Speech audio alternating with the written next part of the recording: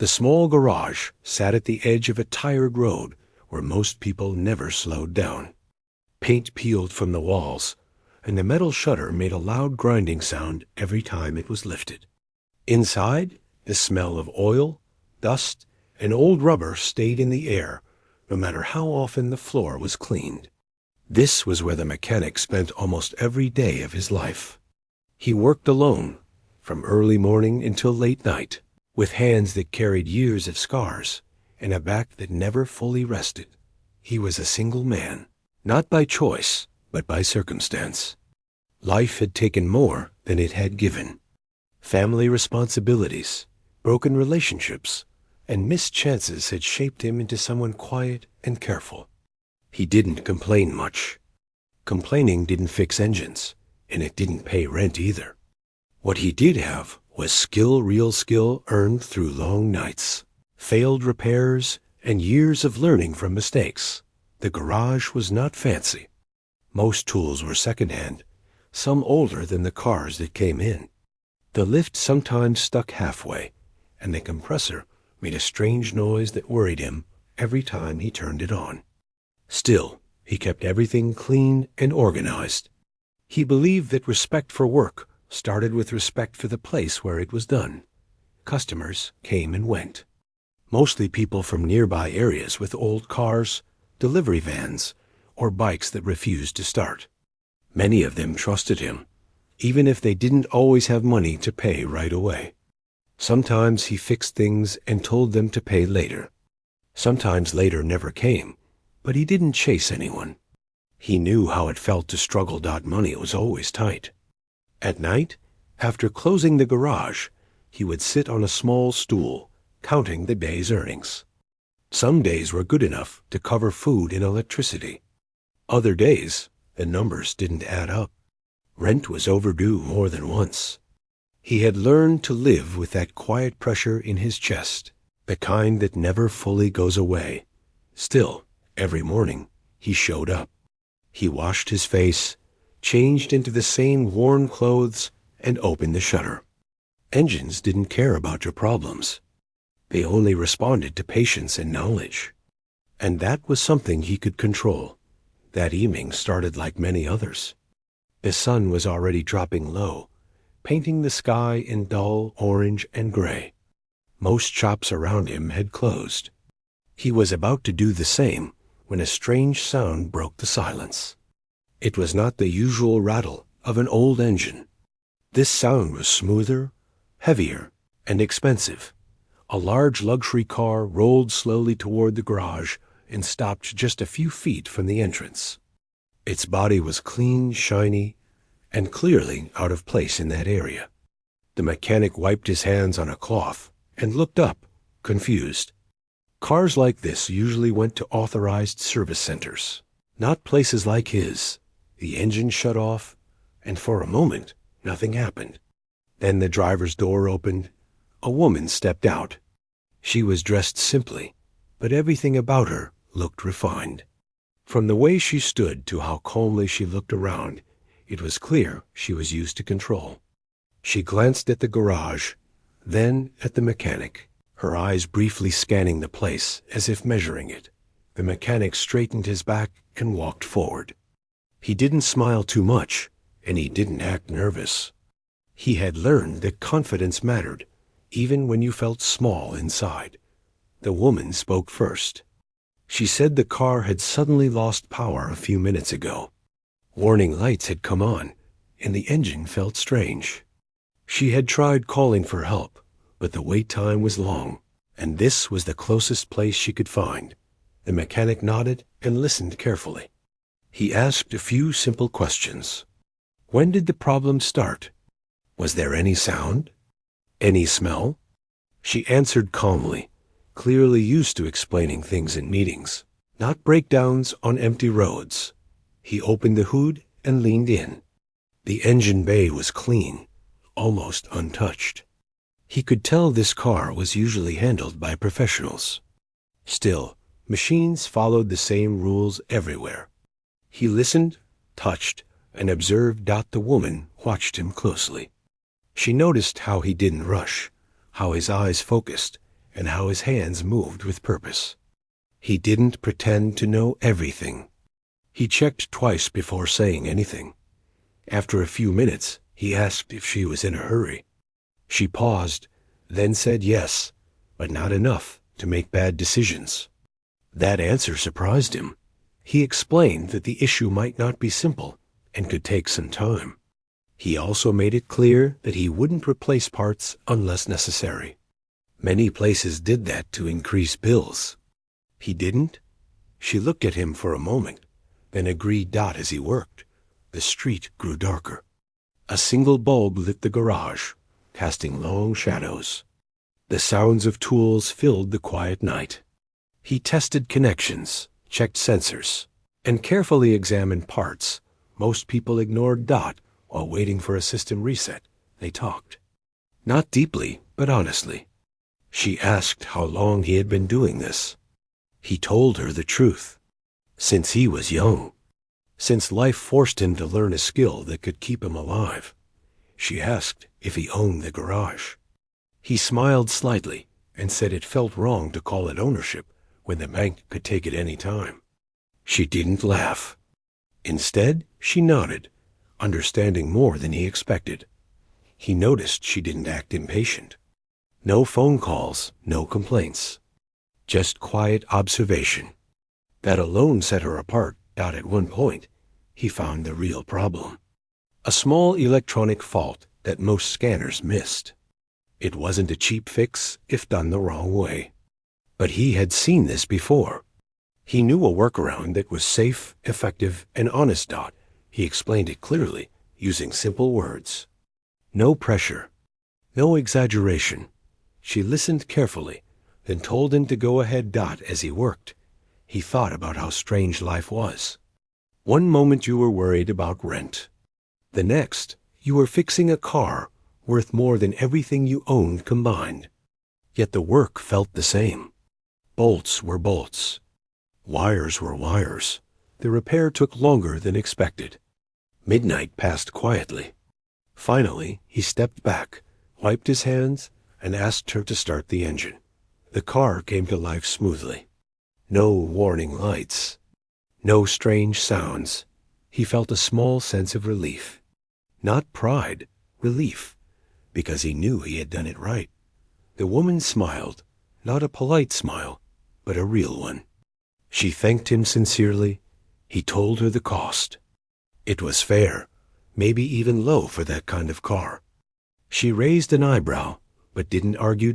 As she prepared to leave, she looked back at the small garage. Then at him. She said it was rare to find someone who cared more about doing things right than charging more. The mechanic didn't know how to respond. He simply nodded. As the car pulled away, the street returned to silence. He closed the shutter slowly, unaware that this night was only the beginning of something he never imagined. He sat on his stool again, counting the money. For once, the numbers made sense. But more than that, something else stayed with him. A feeling that this repair was different. Not because of the car, but because of the person who drove it. The next morning, the mechanic woke up with a strange feeling he couldn't explain. His body felt the same, tired, stiff, and slow, but his mind was unusually alert. The memory of the luxury car and the woman who drove it kept returning. Not in a dramatic way, but like a quiet echo that refused to fade. He pushed the thought aside and went through his routine. Life didn't change just because one good thing happened. He reached the garage early, unlocked the shutter, and let the morning light spill inside.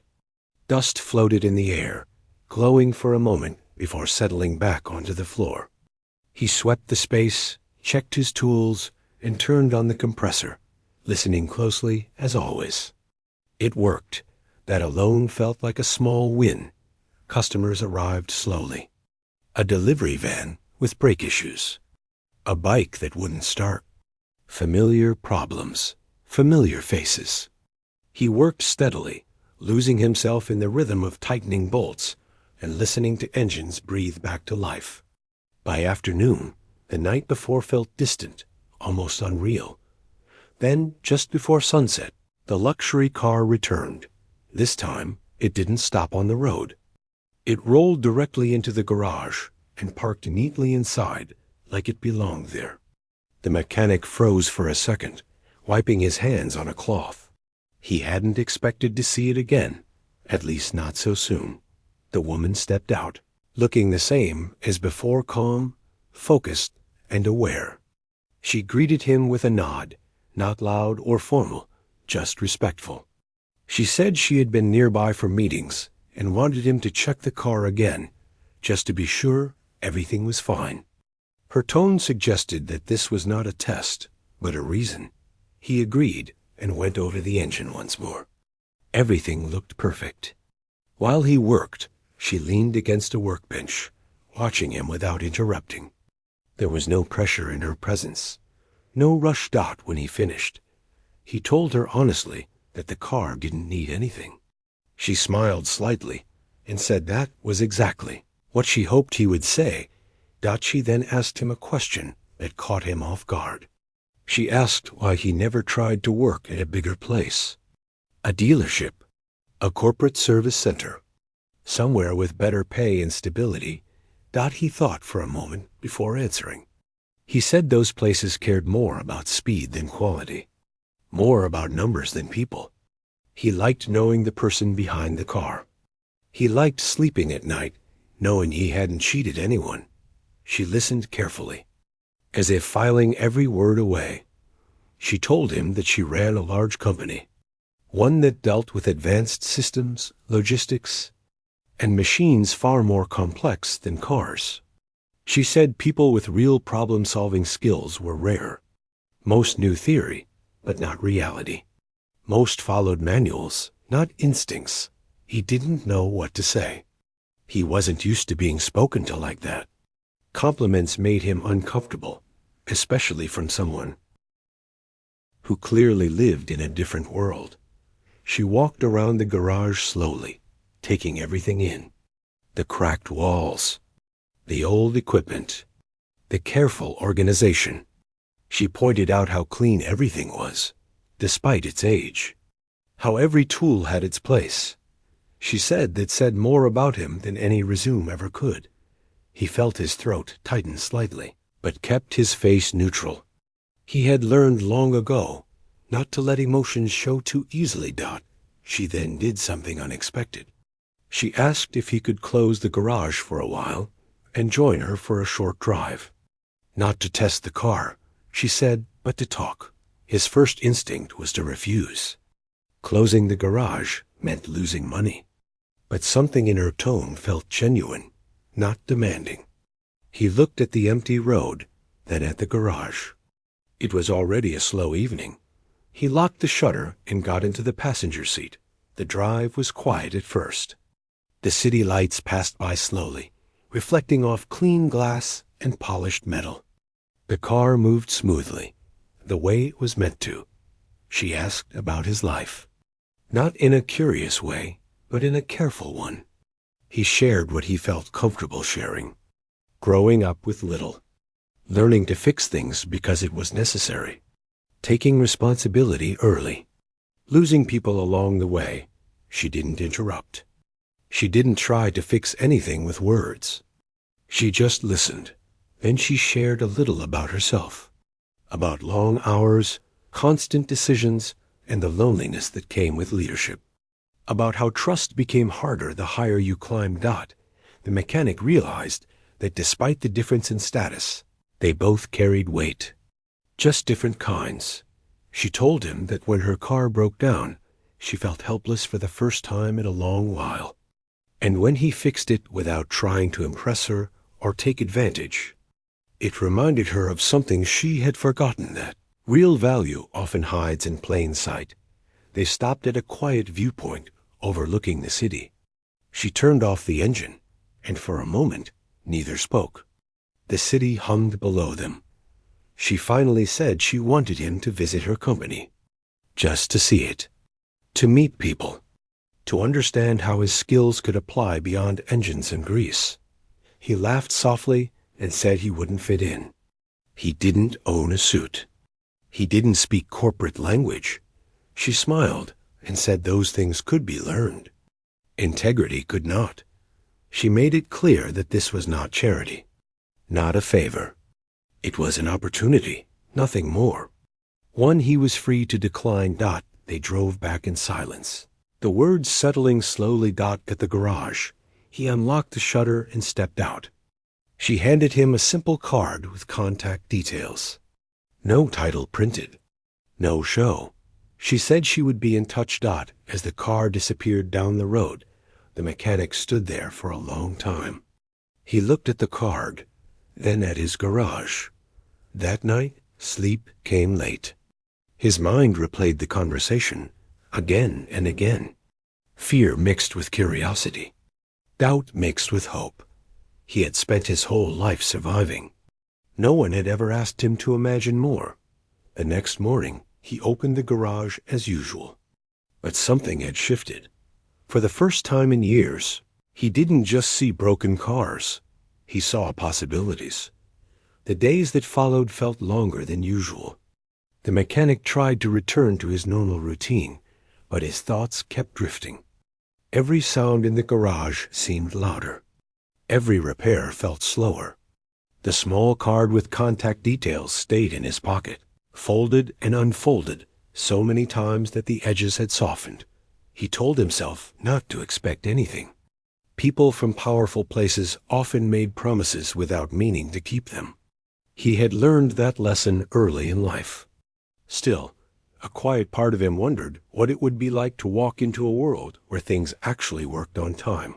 One afternoon, while he was adjusting a worn belt on an old engine, his phone rang.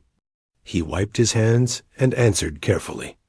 The voice on the other end was calm and familiar. She asked if he was free the next morning. Just to visit, she said. No pressure. He hesitated for a moment, then agreed. That night, he stood in front of a small mirror in his room, holding up his cleanest shirt. It wasn't new, but it was neat. He pressed it as best he could and polished his old shoes until they almost shined. He felt strange caring so much about how he looked. Usually, grease stains were part of the job. The next morning, he locked the garage earlier than usual and made his way across the city. As the buildings grew taller and cleaner, he felt smaller.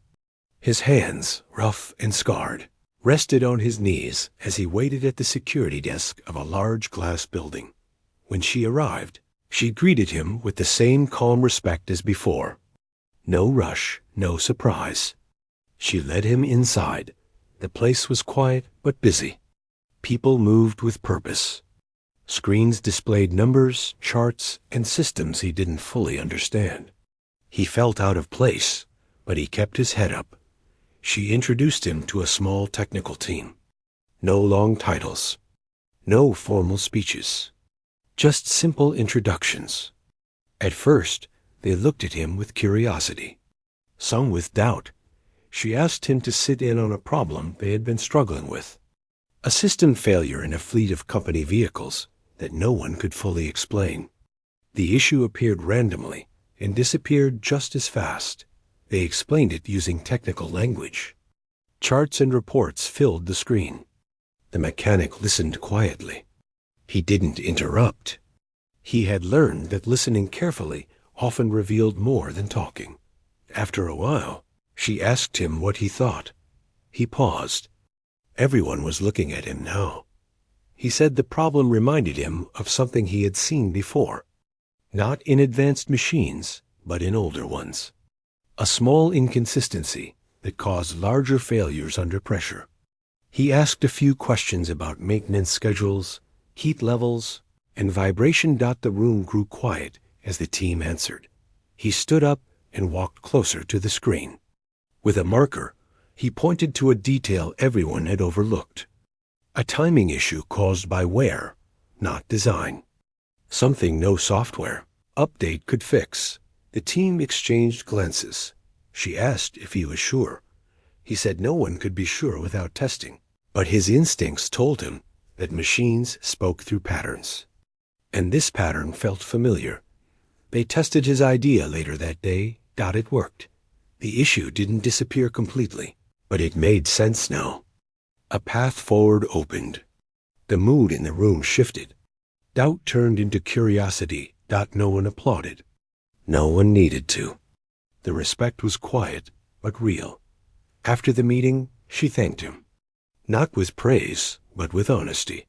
She said it had been a risk bringing him in. She was glad she trusted her instincts. He told her he was just doing what he always did, fixing problems. They walked through the building together. She showed him different departments.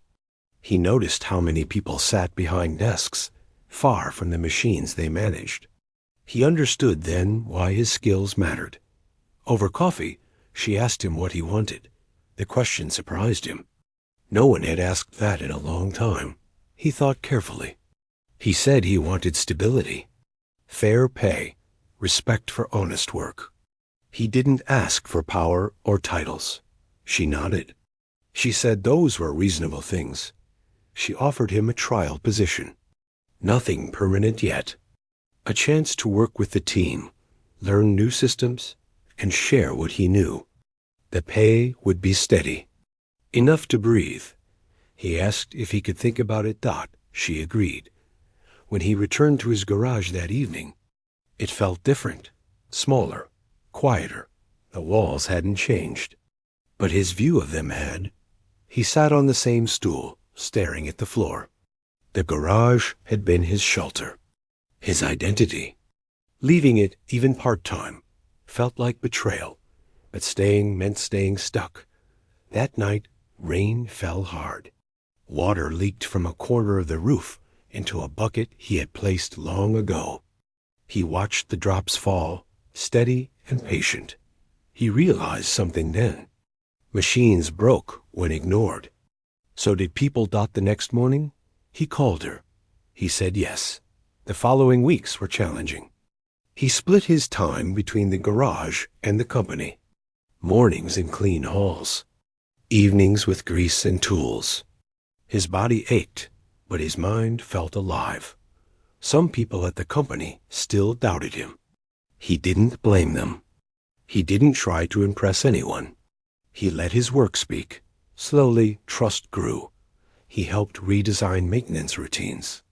He trained teams to listen to machines, not just read data. He learned new systems in return. It was an exchange, not a rescue. One evening, as he locked his garage, he realized he hadn't worried about rent in weeks. The pressure in his chest eased slightly. For the first time in years, he felt like the road ahead wasn't just about survival. It was about direction. And somewhere between oil stains and glass walls, he was finding his place. Life began to move faster than the mechanic expected. The trial position at the company slowly turned into real responsibility. People started asking for his opinion before making decisions. Meetings felt less formal and more practical when he was in the room. He didn't talk much, but when he did, others listened. Still, balancing two worlds was not easy. During the day, he worked in clean spaces filled with quiet machines and glowing screens. In the evenings, he returned to his small garage, where engines coughed and tools clanged. Some nights, exhaustion followed him home like a shadow. There were moments when he questioned his choice. The company world had rules, schedules, and pressure that felt different from the honest simplicity of his garage. Mistakes there had wider effects. More eyes watched. More expectations followed. One afternoon, a serious problem surfaced. A group of luxury vehicles owned by the company began failing during long-distance travel. The issue was unpredictable. No warning signs. No clear error codes. Each failure caused delays, financial losses, and growing concern among clients. The technical teams worked around the clock, but progress was slow. Stress filled the halls. Voices grew sharper. Deadlines tightened. She called him into a private meeting. She didn't hide her worry. She said this problem could damage trust that took years to build. She needed clarity, not comfort, He listened carefully, then asked to inspect one of the vehicles personally. Not the data. The actual machine, they agreed. He spent hours with the vehicle. He drove it. He listened to it. He checked parts that most people ignored because they rarely failed. He followed instinct more than charts. Late that night, while parked on a quiet road, he felt it. A subtle hesitation. A brief silence in the engine's rhythm. It reminded him of an old truck he once fixed years ago. Back then, the problem had nothing to do with power or software. It was heat. The next day, he presented his findings.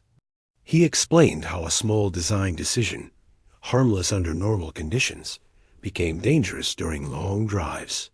Heat expanded parts just enough to disrupt flow, not enough to trigger alarms, just enough to cause failure. The room fell silent.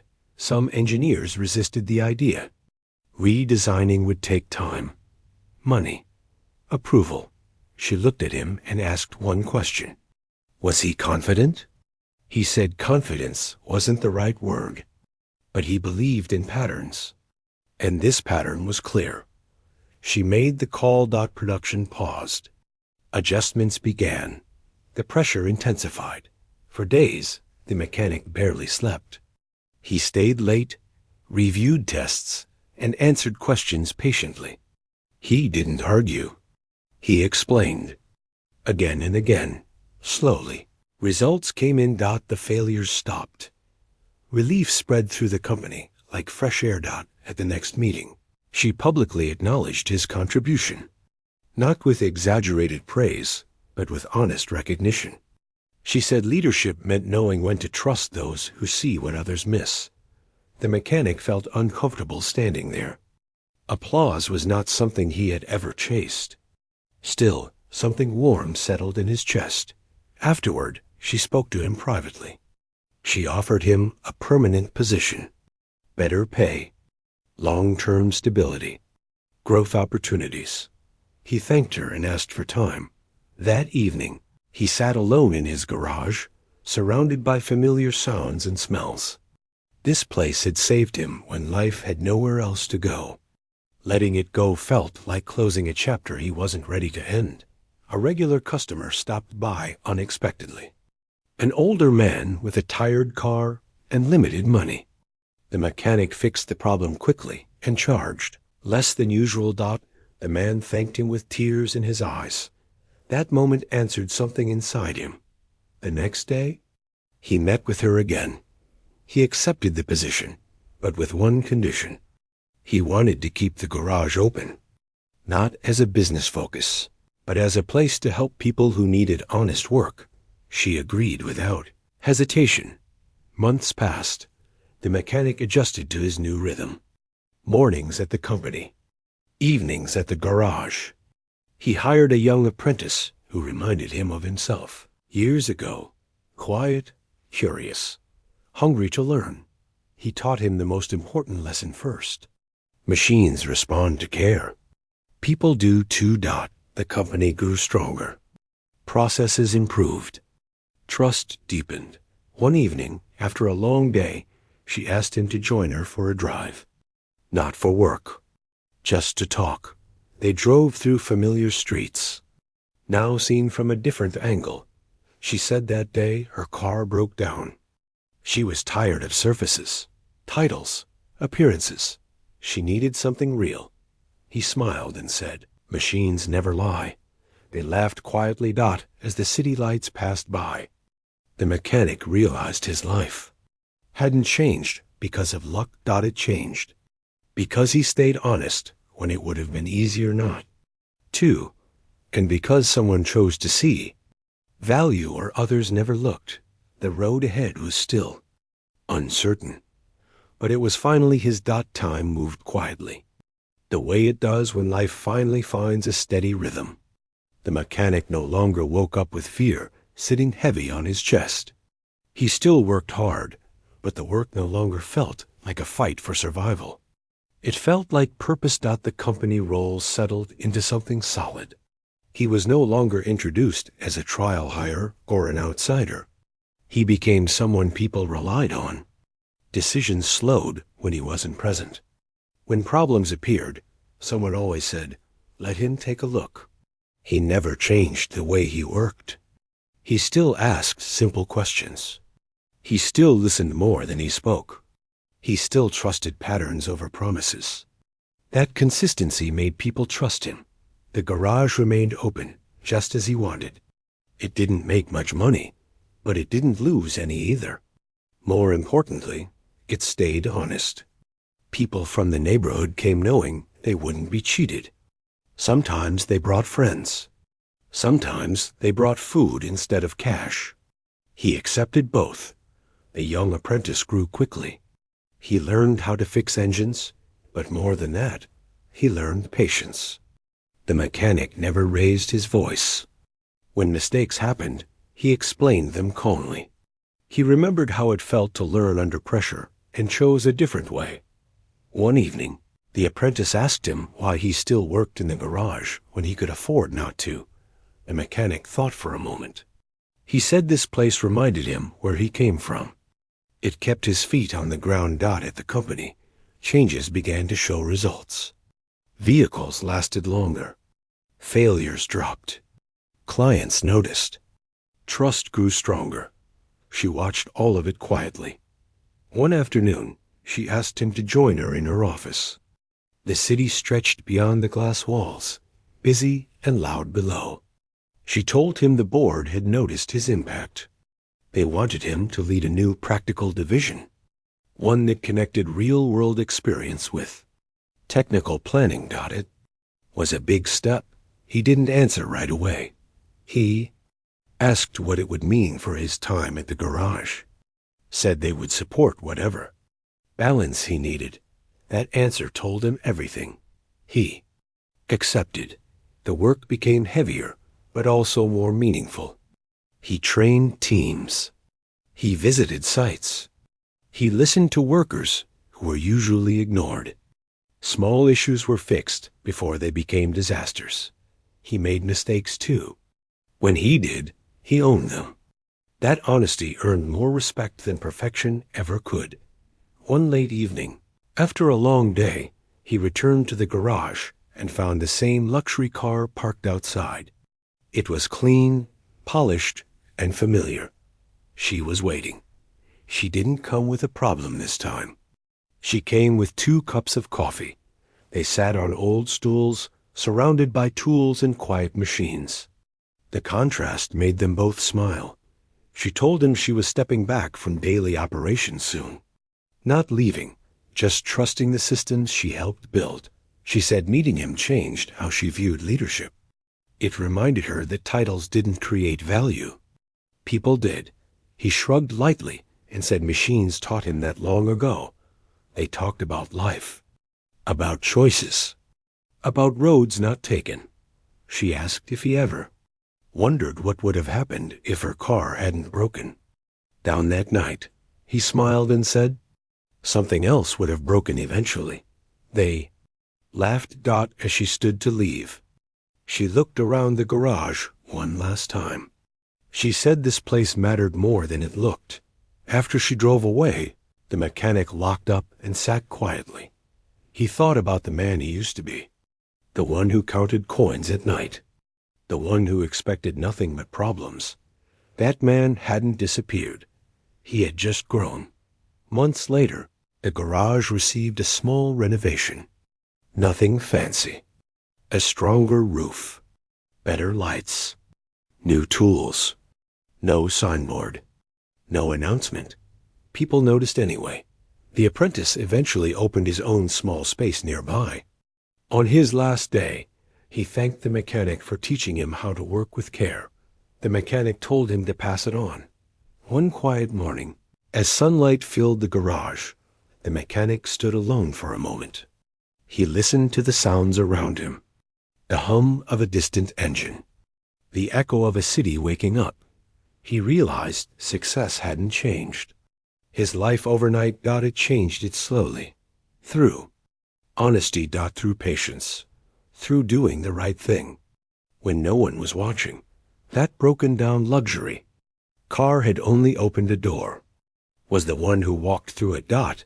And even now, with everything he had gained, he still rolled up his sleeves, picked up his tools, and got to work, because in the end, that was who he had always been.